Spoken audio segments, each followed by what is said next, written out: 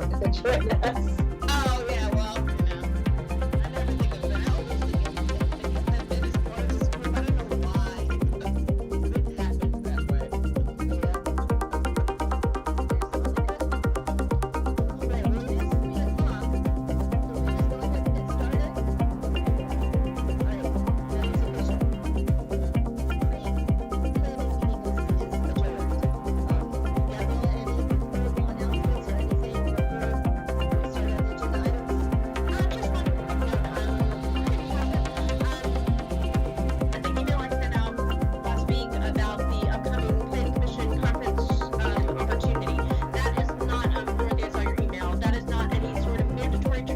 Required. It is just an opportunity to engage with commissioners and zoning board of appeals members from around the state, get some education, have some correspondence, that sort of good stuff. But it's not related to the training that you have to complete when you join the commission. So if you can't attend, no pressure. It is a Sunday, Monday, and Tuesday, so it's kind of an awkward.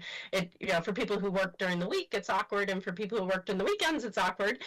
But if you're available to attend and you're interested, contact either Carrie Ann directly or contact me and Carrie Ann, and we can get you set up with your registration fee. Luckily, it's close by this year in Ellicott City, so hopefully it doesn't require any overnight stays. We unfortunately can't pay for that, but we definitely can cover the registration. So just let us know.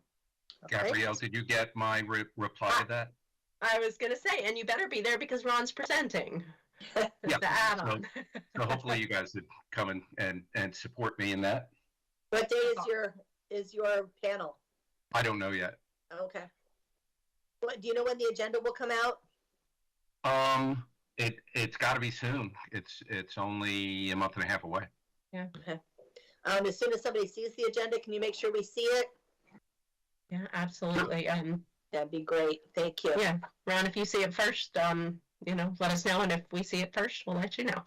So yeah, if you're interested, just keep us posted, and we'll help you get all set up for that. Otherwise, I don't think any other major points of interest today. All right. Well, then, shall we start with the continuance for Frederick Commerce Center South? And do you have anything to tell us about why? Sure. So they have their existing, those properties were farms, their existing structures on them that are being demolished. So they have to go through the mandatory demolition review process, which occurs for everything outside of the historic preservation overlay, but gives us an opportunity to do an assessment, see if it's significant and whether the conversation about adding an overlay is worthy. So that process, they won't be going to the Historic Preservation Commission until Thursday after our meeting, the 12th, to get their vote on what the next steps will be. So we need that completed before you guys can entertain an application that shows the structure's gone. So we hope to have that decision by the 12th and then be able to move forward in October. Okay, great. Thanks. Anybody have any questions? Nope, don't see anything. All right. Natasha, do you have any questions?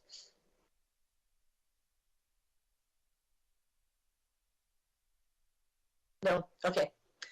So the next one is the Davis Avenue project. Monica, you want to fill us in on what's going on with that? Yes. So right now it is a vacant lot. It's in that little neighborhood across the street from the Roy Rogers and the Frederick East Business Center. Right now it's mostly residential, but it's been zoned general commercial since I think the 40s or the 60s. It's been a long time. Anyway, they're building a little one-story printing operation. It's actually Whip Smart Printing, which right now is located like 2 doors down on East Patrick Street. They're not asking for any modifications. It's pretty straightforward. They got all of their APFOs taken care of, their stormwater taken care of. It's a pretty straightforward little plan. Okay, so nothing new since the workshop? No, ma'am. All right, anybody have any questions? Nope, seeing shaking of heads. Nope, great, thank you very much. You're welcome. And then the last one, this is going to be a short meeting, is the 404 to 420 East Patrick multifamily building. Excellent, thank you. So that is the first of 2 meetings. So there's a good opportunity to listen, learn, take it all in, ask as many questions as you can, because no decision making has to occur, which is always nice. The second meeting will be a vote on both the final site plan and the certificate of urban design compliance. So keep in mind that certificate only addresses certain components of the Carroll Creek overlay, and there's another certificate that's required prior to building permit issuance, which is the certificate of architectural design compliance. There was a little bit of confusion. I believe Sharon noted in the staff report in their modification letter, and if it helps, I can share the screen so you guys know exactly what I'm talking about. Let's see real quick. So in their well laid out modification letter, they go through each of the requests. When you get to, and I don't want to make anybody seasick, but when you get to the end, they have included a modification it's modification 8. It's the requirement to 420J1, table 420-5. This is actually an element that's part of the certificate of architectural design compliance, not urban design. So you will not be voting on this. It's prematurely filed, basically. They will request this modification when they come back and ask for the certificate of architectural design compliance, I would anticipate. But just want to make it that note that while it's in their materials, it is not something that the commission will have to vote on in the October meeting, and little premature. So they have also provided, and we were discussing before the meeting started online, they provided a really helpful matrix that's summarized in Sharon's staff report, which is also lovely laid out to summarize where they're requesting all those modifications. I would recommend, it was helpful for me looking at through that matrix, looking where they meet a standard, where they indicate that they don't meet a standard, and then referring back to that modification letter so you kind of get the full context of what it is, why they're requesting it, and then their basis for reviewing it. That was a helpful way for me to work my way through the plan. Other points of interest, we do not have their certificates for water and sewer capacity as of yet. The project's in the mobility fee district, so they don't have to get a certificate of APFO testing. They'll pay a fee. They have their school certificate of provisional. Before the second hearing, we will have to have their certificates for water and sewer capacity. We did talk with the engineering department, who's still doing the analysis on that, and it looks like they'll need to make a financial contribution towards a sewer lining project that we'll do as part of a CIP. So that'll be necessary before we get to the second meeting. But otherwise, I think everything is well laid out in the staff report, and I can answer any questions. So first, can you just remind us why this one gets 2 hearings? Sure. So under the Carroll Creek overlay provisions, anytime they're asking for concurrent approval of site plan and certificate and any modifications, Okay. that just requires 2. Probably because the weight of the detail, it definitely is nice to have a 2 opportunities to kind of digest it all. Great, thank you. All right, does anybody have any questions? I have one. Sure. The last time we saw this, the first time we saw this, there were a lot more elevations that were provided than is in this packet. And especially when it comes to the building height issue, that's pretty substantially included in the staff report. Can we expect to see some elevations again, and maybe elevations with regard to neighboring properties and the heights? They make statements about it, but I didn't see any elevations that illustrate that. Look back at what they had previously and how that compares. I think that would probably be, between today and Monday, I don't anticipate that we'd be able to, get much more detail about that. But with having the ability to have the second hearing, I think if there are those sorts of schematics and drawings that would help you to understand it better, I would definitely make those requests. Yeah, I remember there was some kind of like urban wall art things that they were talking about along Meisner, that kind of thing. And I just didn't see that this time. So, And they may have tried to separate out some of the urban design and architectural compliance materials, but yeah, I think I would definitely take a look through everything. I'll look through what we had at the workshop, and if there's any supplemental info we can provide, that'd be awesome. thank you. Dorothy? Yeah, I have a question. So Gabrielle, just real quickly, because I'm looking at the certificate for the schools, and I'm just wondering, are they doing the provisional certificate because they know that they're going to fail the schools test? Is that why they're doing that? I just wanted to confirm. Yeah, so the way the APFO schools test works is kind of interesting. So when we get an application, we submit a testing request letter to Frederick County Public Schools that establishes the parameters for how many units and what schools they're going to go to and the mix of units. Frederick County Public Schools spits back results as it relates to their capacity, and then we look at it and kind of interpret those results based on our LMC. So if a project is over capacity, but the school is under 120% of the state rated capacity, they have that option to pay the fee in lieu. So when we get a project that's a situation, we go, oh, you fail, but you fail within the threshold to pay the mitigation fee. We send them a letter and say, well, you fail, but you have the option. Would you like to exercise that option? And then they write back to us and commit to, yes, we'd like to pay the school mitigation fee. And at that point, we can issue the provisional certificate. We can move forward with the planning commission proceedings, and then prior to getting a final certificate of APFO, which has to occur before they can get a building permit, they have to enter into the school mitigation fee agreement. So the provisional basically is just showing that they fail, they've committed to paying the fee. It allows them to move through this stage of the process, and then they'll have to commit to the fee through the agreement as a formal method. We'll issue the final certificate, and then for this project, they'll be paying those fees when they apply for building permits. Okay.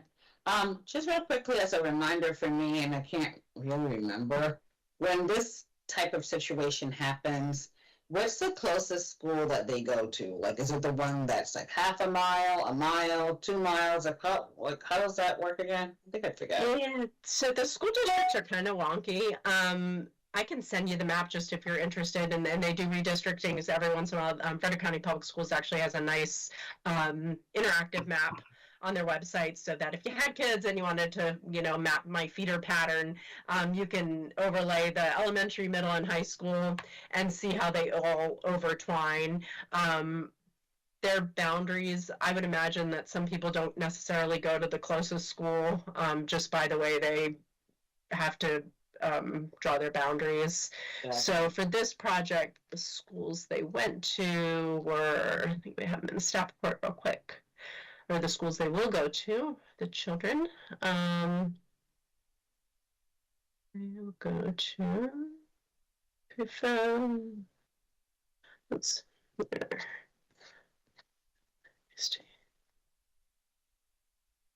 no, we don't have them listed there.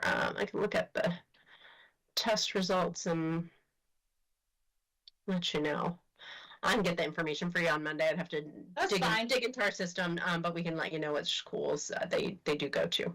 Okay, yeah, it would be helpful to get that interactive map that you talked about for like future reference when we look at other projects. You know, always refer back to that. But thank you. I think that's all I have. Well, I think I have one more comment. I haven't really read this through yet, but I will by the time we meet on Monday. But that sky exposure thing that we have, or the solar exposure thing, hopefully like staff can really explain and break that down for us in terms of, why it's important. Like, I understand, like, it casts it could, if we don't follow a certain specific methodology or process, that it casts a shadow over the creek. But does it cast a shadow anywhere else? Like, where I think the purpose, if I'm not mistaken, of that LMC regulation is to make sure that it does not cast a shadow over the creek. And I can see that, you know, from the last things that we had and plus this, that it kind of seems to be contained within the building, but I'm just wondering, does it spread out to any neighboring buildings on either side, or what would be the front of it? I'm just curious about that. So how the building angles and the building massing kind of affect the sky exposure of other structures, not just the creek. Right, like, so if for this particular project, will it, is the focus on ensuring that the shadow doesn't land on the creek? And that's fine, but does it land somewhere else, is what I'm saying, like the neighboring properties, left or right or front, like, do you know what I mean? So the standard applies to any portion of a property within 150 feet of the center line of the creek itself. And so from each of the different analysis zones, things that are facing the north side of the creek or the south side of the creek, the angles of the building have to ensure that so much light is reaching the creek for so many hours a day during different times of year. So it's really just an analysis of looking at the relationship of the building scale to the creek and how that massing impacts the amount of sunlight that is on the creek and how much of it is in shade during the autumn versus summer, or the winter versus summer time. So it's really a function of the creek. Okay. So what you're saying is really, it's more so about the creek itself than it is about surrounding buildings. That's the solar access requirement. Correct. Thank you.